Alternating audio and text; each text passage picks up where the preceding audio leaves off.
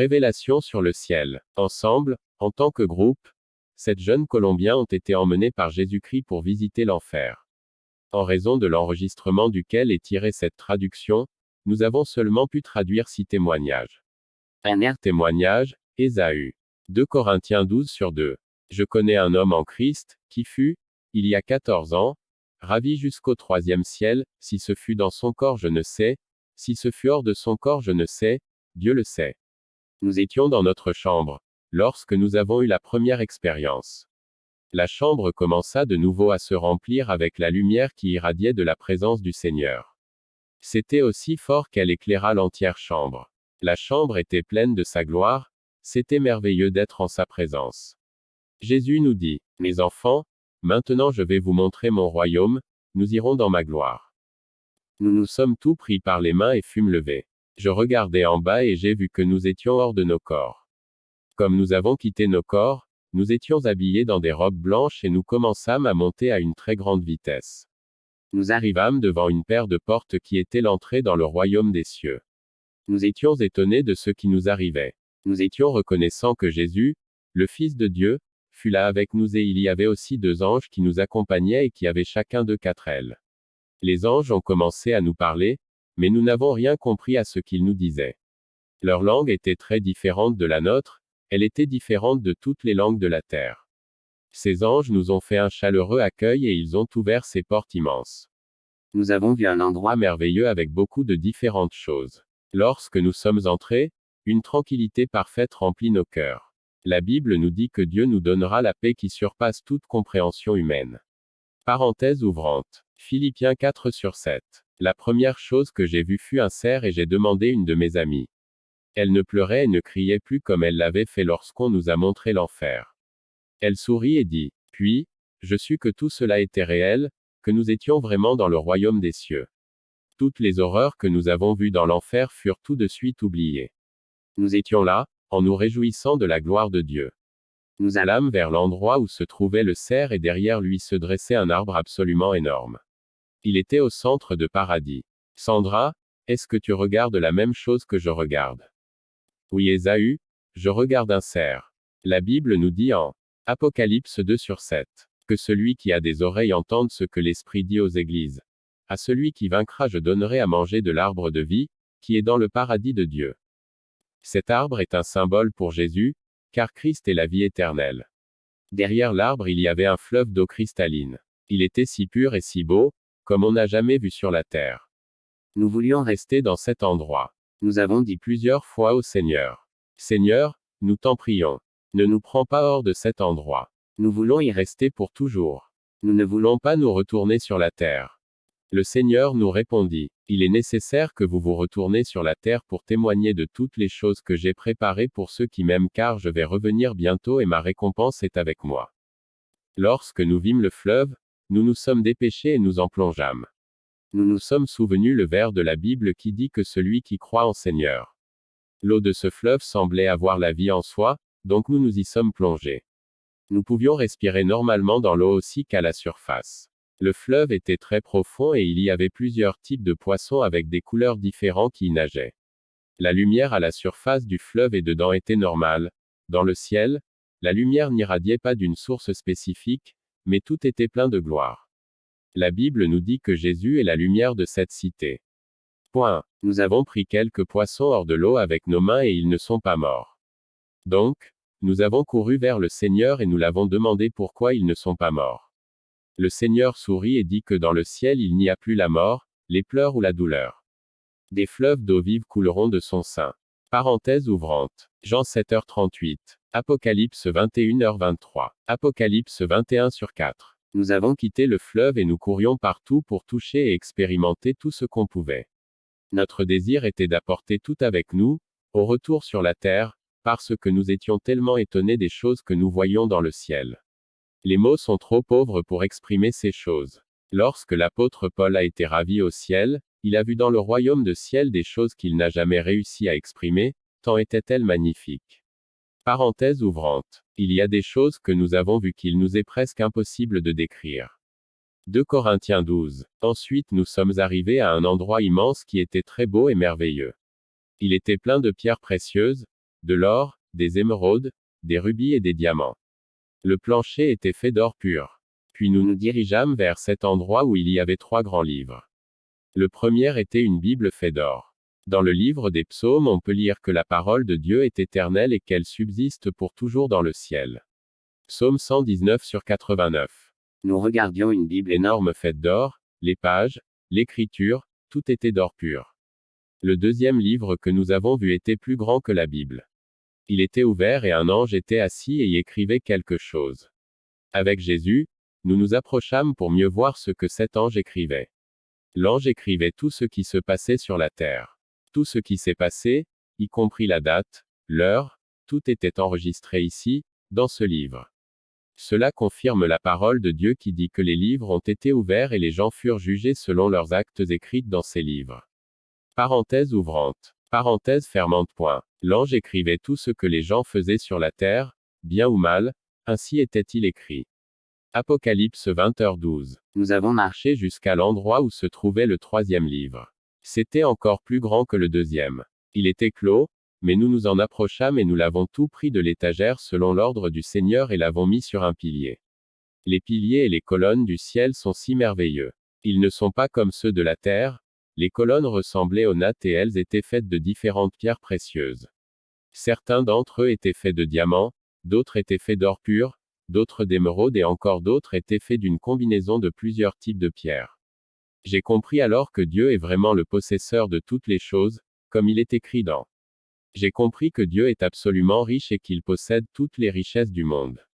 J'ai compris aussi que le monde entier avec toute son abondance appartient à notre Dieu et il veut la donner à tous ceux qui le demandent avec foi.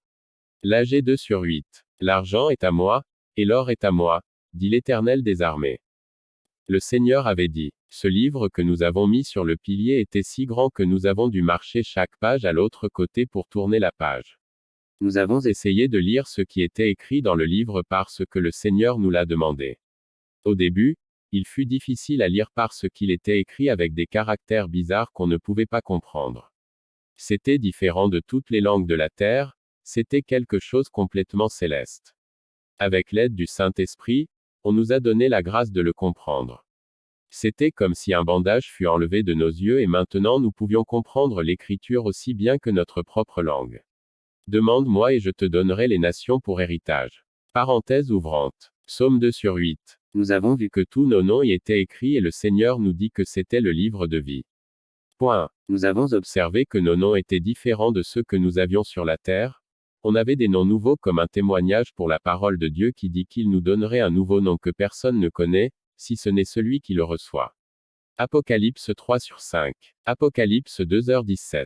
Dans le ciel nous avons pu prononcer nos noms, mais une fois de retour sur la terre, ils furent enlevés de nos mémoires et nos cœurs. La parole de Dieu est éternelle et elle doit être accomplie. Chers amis, la Bible dit en ne permettez à personne de prendre votre couronne, ne laissez personne vous usurper ou enlever cet endroit que le Père a préparé pour vous. Dans le ciel il y a des millions de choses qui sont tant magnifiques qu'on ne peut pas les décrire en mots. Mais je veux dire quelque chose. Point d'exclamation. Quand même, ce sont seulement ceux qui persévèrent jusqu'à la fin qui seront sauvés. Apocalypse 3h11. Dieu vous attend. Marc 13h13. Deuxième témoignage, Ariel. Lorsque nous avons commencé à être élevés vers le royaume des cieux, nous sommes arrivés à un bel endroit avec des portes précieuses. Devant les portes, il y avait 2 anges. Ils ont commencé à parler, mais leur langue était angélique et on n'en a rien compris. Mais le Saint-Esprit nous donna la compréhension, il nous faisait un accueil chaleureux. Le Seigneur Jésus a mis ses mains sur les portes et elles se sont ouvertes. Si Jésus n'avait pas été avec nous, nous n'aurions jamais pu entrer dans le ciel. On commença à apprécier tout dans le ciel. On a vu un arbre immense que la Bible décrit comme point. Puis on alla à un fleuve où on a vu beaucoup de poissons. Tout était si magnifique qu'on décida d'y plonger. On a commencé à nager sous l'eau. On voyait les poissons bouger autour de nous et ils caressaient nos corps. Ils ne se sont pas éloignés de nous, comme il se passe sur la terre parce que la présence de Jésus les calmait. Les poissons pouvaient avoir confiance en nous, parce qu'ils savaient qu'on n'allait pas leur faire de mal. J'étais tellement béni et étonné que je saisis un des poissons et je le tirai hors de l'eau. Ce qui était surprenant c'était que le poisson resta tout calme dans mes mains, Il prenait plaisir à savourer la présence du Seigneur. J'ai mis le poisson de nouveau dans l'eau. L'arbre de vie. Apocalypse 2/7. Je pouvais voir au loin qu'il y avait des chevaux dans le ciel, comme il est écrit dans la parole de Dieu dans Apocalypse 19h11. Puis je vis le ciel ouvert, et voici, parut un cheval blanc. Celui qui le montait s'appelle Fidèle et Véritable, et il juge et combat avec justice. C'étaient les chevaux que le Seigneur va utiliser à son retour sur la terre pour prendre son Église, son peuple. Je me dirigeais vers les chevaux et je commençais les caresser. Le Seigneur me suivit et il me permit de chevaucher un d'eux. Lorsque j'ai commencé à chevaucher, j'ai senti quelque chose que je n'avais jamais senti auparavant sur la terre. J'ai commencé à expérimenter la paix, la liberté, l'amour, la sainteté qu'une personne peut avoir dans ce bel endroit. J'ai commencé à savourer tout ce que mes yeux voyaient. Je voulais simplement savourer tout ce que le Seigneur a préparé pour nous dans ce beau paradis. Nous avons également vu la table préparée pour le banquet et tout était déjà servi. Elle n'avait pas de début et pas de fin. Nous avons vu les chaises préparées pour nous et les couronnes de vie éternelle qui nous attendaient. Nous avons vu des mets délicieux qui étaient déjà mis sur la table pour tous les invités au mariage de l'agneau. Il y avait des anges avec des tissus blancs pour les manteaux que le Seigneur prépare pour nous. J'étais étonné de voir toutes ces choses. La parole de Dieu nous dit qu'on doit recevoir le royaume des cieux comme des petits enfants. Quand nous fûmes dans le ciel, nous étions comme des enfants. Nous avons apprécié tout, les fleurs, les résidences. Le Seigneur nous a même permis d'entrer dans ces résidences. Matthieu 18/3. Ensuite Dieu nous conduit vers un endroit où il y avait beaucoup d'enfants. Le Seigneur était au milieu des enfants et il commença à jouer avec eux. Il s'assura qu'il passait assez de temps avec chacun d'eux et on voyait qu'il aimait être avec les enfants. Nous nous sommes approchés et nous l'avons demandé. Seigneur, est-ce que ces enfants vont être nés sur la terre? Le Seigneur répondit. Lorsque j'entendis cela, j'ai senti quelque chose en moi qui me fit secouer. Non, ces enfants sont ceux qui ont été avortés sur la terre. Je me suis souvenu quelque chose que j'avais fait dans mon passé.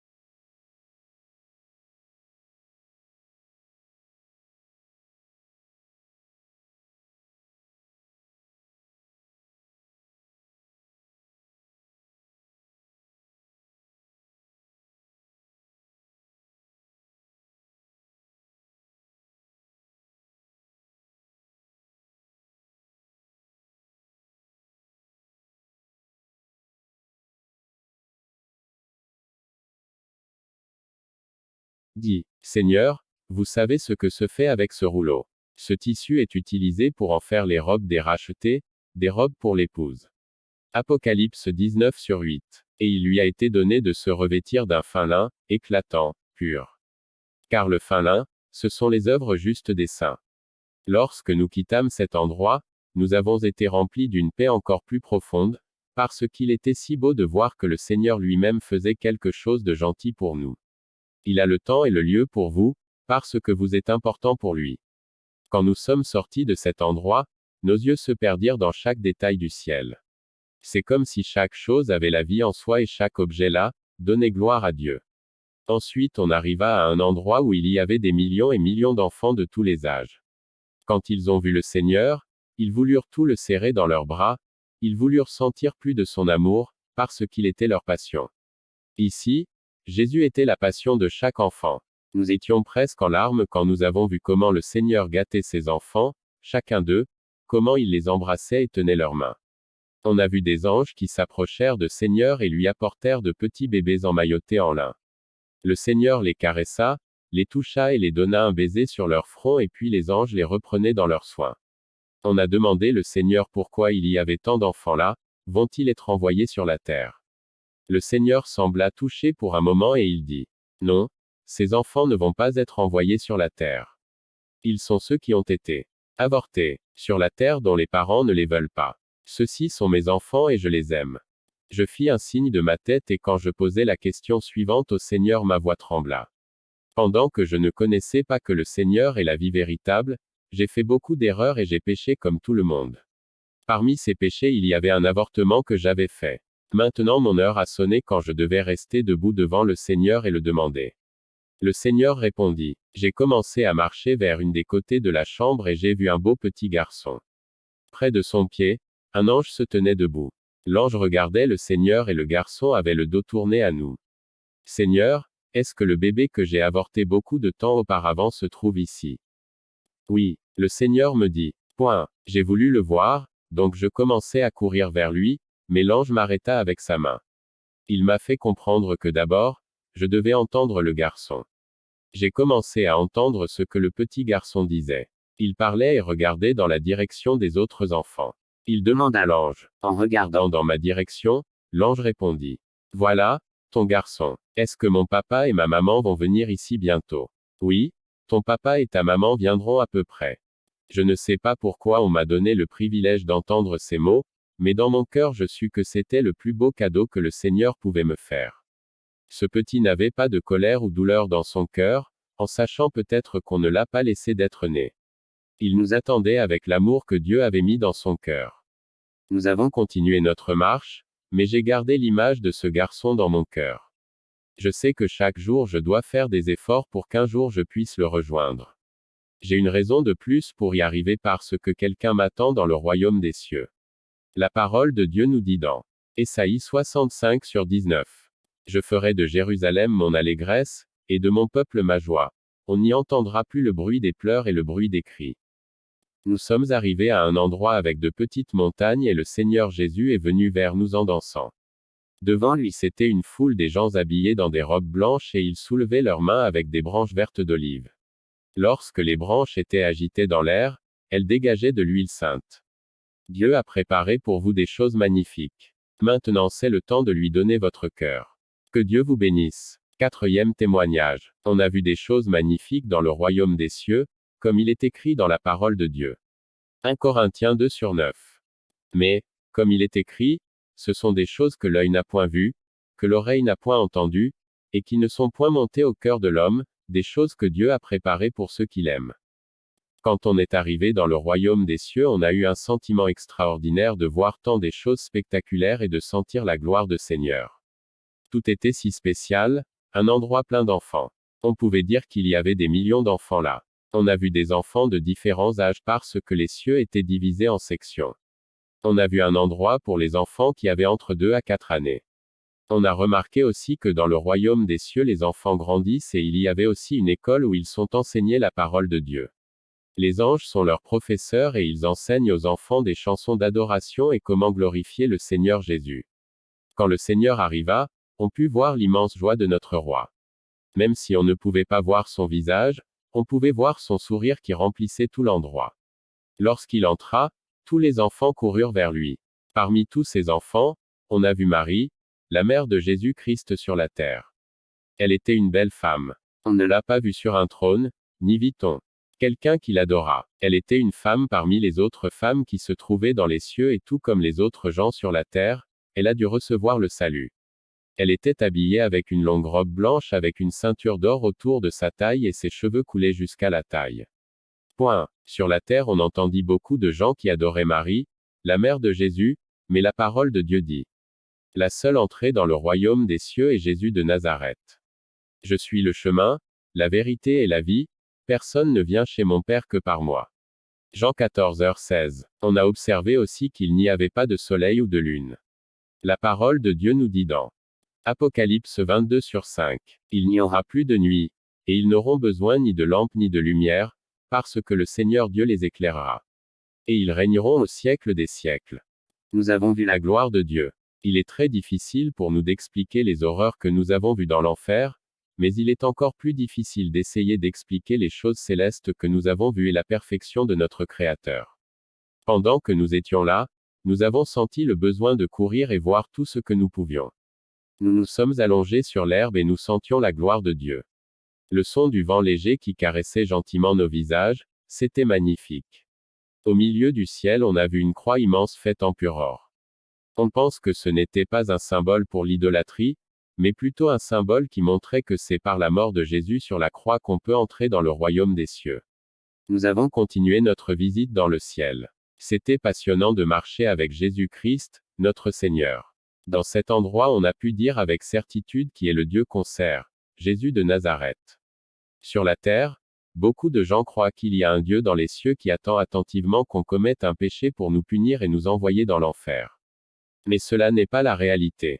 Ici on a pu voir l'autre facette de la personnalité de Jésus, Jésus qui est notre ami, Jésus qui pleure lorsqu'on pleure. Jésus est le Dieu d'amour, de compassion et de pitié. Il nous prend dans ses mains pour nous aider à continuer sur le chemin du salut. Le Seigneur Jésus nous a permis de rencontrer une personne de la Bible. Il s'agit du roi David, le même David mentionné dans la Bible. Il était un bel homme, de haute stature, dont le visage reflétait la gloire de Dieu. Tout le temps que nous avons passé dans le royaume des cieux, la seule chose que David a faite c'était de danser, danser, danser et donner toute la gloire et l'honneur à Dieu. Pour ceux qui lisent ce témoignage, je voudrais dire que dans la parole de Dieu il est écrit dans. Je veux dire aussi que ce sont seulement les braves qui s'emparent du royaume des cieux. L'Apocalypse 21h27. Il n'entrera chez elle rien de souillé, ni personne qui se livre à l'abomination et au mensonge, il n'entrera que ceux qui sont écrits dans le livre de vie de l'agneau. Que Dieu vous bénisse. 5e témoignage. 2 Corinthiens 5h10. Car il nous faut tout comparaître devant le tribunal de Christ, afin que chacun reçoive selon le bien ou le mal qu'il aura fait, étant dans son corps. Dans le royaume des cieux on a vu la nouvelle Jérusalem dont la Bible nous parle dans. On a vu la ville et on y est entré. C'est une ville réelle et magnifique. Jésus y alla en avance pour nous préparer ses demeures. Jean 14/2. Il y a plusieurs demeures dans la maison de mon Père. Si cela n'était pas, je vous l'aurais dit. Je vais vous préparer une place. Dans la ville on a vu que devant chaque résidence ou maison il y avait inscrit le nom du propriétaire. Cette ville n'est pas encore habitée, mais elle est tout prête pour nous. On nous a permis d'entrer à l'intérieur de ces maisons et de voir toutes les choses. Plus tard, lorsqu'on a quitté la ville, on a oublié ce qu'on vient de voir, ces souvenirs se sont effacés. Quand même, on se souvient que les colonnes des maisons étaient plaquées avec des métaux précieux et il y en avait incrusté différents types de pierres précieuses et aussi d'or pur. L'or de cette ville est exactement comme la Bible le décrit, il est presque transparent et très étincelant. L'or de la terre ne se compare pas dans lustre et beauté avec celui dans le ciel. Après cela, on a été emporté dans un endroit qui avait beaucoup de récipients.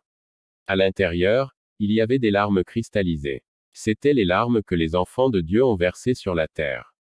Ce n'étaient pas des larmes de plainte, mais des larmes versées dans la présence de Dieu, des larmes de repentance et de gratitude. Dieu garde ces larmes dans le ciel comme des trésors précieux, comme il est mentionné dans Psaume 56/8. Tu comptes les pas de ma vie errante, recueille mes larmes dans ton outre, ne sont-elles pas inscrites dans ton livre? Nous sommes arrivés à un endroit où il y avait beaucoup d'anges. Dans le ciel, on a vu plusieurs types d'anges. Dans cet endroit, il y en avait seulement un type spécial. On a vu que Jésus a un tel ange pour chaque personne. Il nous a dit que cet ange va être près de nous pendant notre entière existence.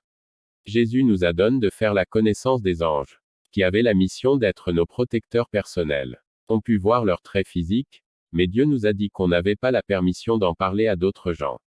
On a lu dans Psaume 91/11, car il ordonnera à ses anges de te garder dans toutes tes voies. Nous sommes arrivés dans un endroit avec beaucoup de casiers qui contenaient beaucoup de fleurs différentes. Quelques-unes étaient ouvertes, belles et radiantes, mais les autres étaient plutôt affalées et même fanées. On demanda à Jésus ce que ces fleurs représentaient. Il répondit. Il prit dans ses mains une des fleurs radiantes et dit. Il lâcha cette fleur et prit une autre qui était pliée et dit. Ensuite, il prit la fleur avec sa main et dit. Puis, on vit comme d'une façon puissante, cette fleur a commencé à avoir la vie de nouveau, elle poussa et ses couleurs revinrent. C'est parce que la vie de chacun de vous est comme une de ces fleurs. Cette fleur montre la condition de votre relation avec moi. Regardez, cette personne est pliée parce qu'elle subit une épreuve ou une difficulté. Il y a quelque chose dans cette vie qui interrompt la communion avec moi. Savez-vous ce que je fais avec ces fleurs lorsqu'elles sont pliées pour les faire de nouveau brillantes et saines? Je verse mes larmes sur elles et les fais pousser. Ensuite, il prit une de fleurs fanées et la jeta dans le feu en disant. Voilà, une personne qui m'a connu, mais plus tard m'a rejeté. Maintenant cette personne meurt sans moi et est jetée dans le feu. Jean 15/5-6. Quand on s'éloigna de là, on vit au loin un beau château dont personne n'osait s'en rapprocher et on croyait que là se trouvait le trône mentionné dans. On pense que le château était probablement localisé près de la présence et le trône de Dieu. Apocalypse 22/1. Et il me montra un fleuve d'eau de la vie, limpide comme du cristal, qui sortait du trône de Dieu et de l'agneau. Pendant qu'on expérimentait toutes ces choses dans le royaume des cieux, on avait une telle grande joie dans nos cœurs et aussi une paix qui surpassait toute connaissance. Philippiens 4/7. Et la paix de Dieu, qui surpasse toute intelligence, gardera vos cœurs et vos pensées en Jésus-Christ. On comprit ce qu'il est écrit dans 1 Pierre 1/4. Pour un héritage qui ne se peut ni corrompre, ni souiller, ni flétrir, lequel vous est réservé dans les cieux. 6e témoignage. Luc 22h30. Afin que vous mangiez et buviez à ma table dans mon royaume, et que vous soyez assis sur des trônes, pour juger les 12 tribus d'Israël. Dans cet endroit formidable, Dieu nous a permis de voir la plus belle salle de réception que nous croyions possible dans l'univers. On a vu un trône gigantesque avec 2 chaises d'or pur et pierres précieuses qui n'existent pas sur la terre. Devant le trône il y avait une table sans fin et sur elle il y avait une couverture blanche. Elle était si blanche qu'on ne pouvait la comparer avec rien sur la terre. Toutes sortes d'aliments exquis et raffinés ont été mis sur la table. On a vu des raisins grands comme les oranges et le Seigneur nous a laissé d'en goûter. On garde encore le goût de ces fruits autant magnifiques. Mon frère et mon cher ami, vous ne pouvez pas vous imaginer toutes les choses qui sont prêtes dans le royaume des cieux et ce que le Seigneur a déjà préparé pour vous. 1 Corinthiens 2/9. Sur la table, on nous a permis aussi de voir le pain, la manne. C'était le pain de la vie dont la Bible nous parle. On nous a permis d'en goûter et on a aussi savouré beaucoup d'autres choses magnifiques qui n'existent pas sur la terre. Ces choses nous attendent et elles font partie de notre héritage incorruptible dans le royaume des cieux. Nous allons savourer des aliments exquis et délicieux lorsque nous recevrons notre héritage dans le royaume des cieux. On fut étonné du fait que les chaises étaient mises des 2 côtés de la table. Sur ces belles chaises il y avait écrit des noms. Nous avons vu clairement nos noms écrits sur ces chaises, mais ils étaient différents de nos noms sur la terre. Ils étaient les noms nouveaux que personne d'autre ne connaissait, mais nous-mêmes. Apocalypse 2h17. On a été étonné de ce qu'il était écrit dans la Bible. LY avait une multitude de chaises. Il y a assez de place pour tous ceux qui veulent venir dans le royaume des cieux. Il y avait aussi des chaises qui ont été remuées de la table. Cela veut dire qu'il y a des hommes et des femmes qui en ont eu assez de servir Dieu et leurs noms ont été effacés du livre de la vie et il leur est refusé de participer au banquet de mariage de l'agneau. Cependant, ne vous réjouissez pas de ce que les esprits vous sont soumis, mais réjouissez-vous de ce que vos noms sont écrits dans les cieux. Luc 10h20. Dieu nous a permis aussi de voir quelqu'un de saint impressionnant dont on lit dans la Bible. Nous avons été étonnés d'y voir Abraham qui était un aîné, mais pas dans son corps ou son apparence. Il était un aîné par la sagesse qu'il avait. Les cheveux d'Abraham étaient complètement blancs, mais chacun de ses cheveux ressemblait aux filaments de verre ou aux filaments de diamant. Ce qui nous a surpris le plus fut qu'il était encore plus jeune que nous. Dans le ciel, nous tous rajeunirons et serons jeunes. Nous avons été surpris aussi par ces mots. Abraham nous a dit quelque chose que nous n'oublierons jamais. Il nous a accueillis au royaume de ciel et nous a dit que bientôt nous serions dans cet endroit, parce que l'apparition du Seigneur Jésus-Christ s'approche vite. Merci d'avoir suivi cette vidéo.